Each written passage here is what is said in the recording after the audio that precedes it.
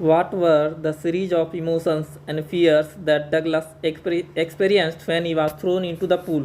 जब डगलस को पूल में फेंका गया तो वह कौन सी भावनाओं और भय का अनुभव कर रहे थे?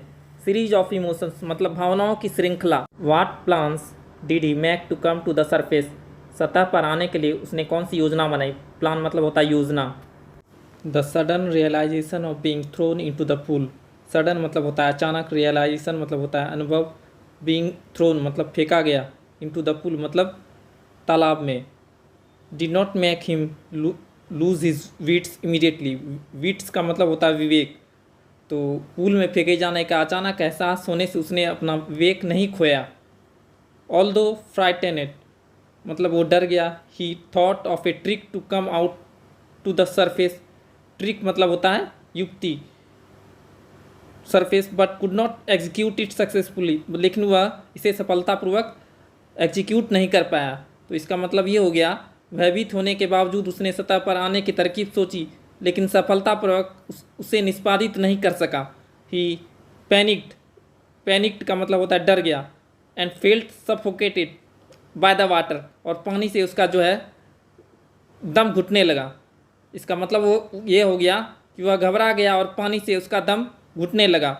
हिज सेंस परसेप्शन गैव वे का मतलब होता है थक जाना। सेंस परसेप्शन मतलब होता है इंद्रिय बोध, उसकी इंद्रिय बोध जवाब दे गया। हिज हार्ट पाउंडेड लाउडली मतलब उसका हृदय जोर जोर से धड़कने लगा।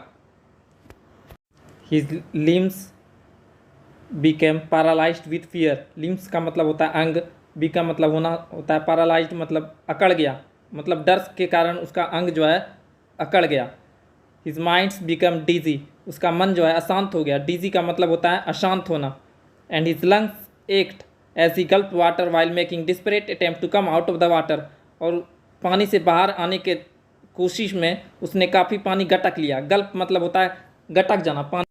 इसका मतलब ये हो गया कि पानी से बाहर आने की विफल कोशिश में उसने काफ़ी पानी गटक लिया, यानी कि उसने काफ़ी पानी पी लिया, जिससे उसके फेफड़े में दर्द होने लगा। Finally he lost all his strength का मतलब होता है शक्ति, एंड विलिंगनेस का मतलब होता है तत्परता। तो फाइनली उसने जो है अपनी he lost all his strength and willingness. Strength का मतलब होता है शक्ति, विलिंगनेस मतलब होता है तत्परता। टू कीप स्ट्रगलिंग मतलब संघर्ष करना। एंड ब्लैक्ड आउट का मतलब होता है बेहोश हो जाना। अतः उसने संघर्ष जारी रखने की अपनी सारी शक्ति और इच्छा खो दी और बेहोश हो गया।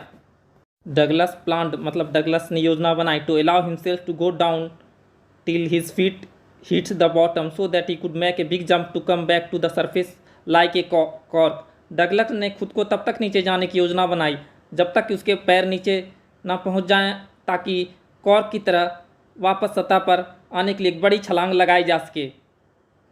Then he would lie flat on the surface of the water, और उसके बाद वह पानी की सतह पर सीधा लेट जाएगा। And paddle to the edge of the pool, और अपने पैरों को पैडल करेगा ताकि वह पुल नदी के किनारे पहुंच सके।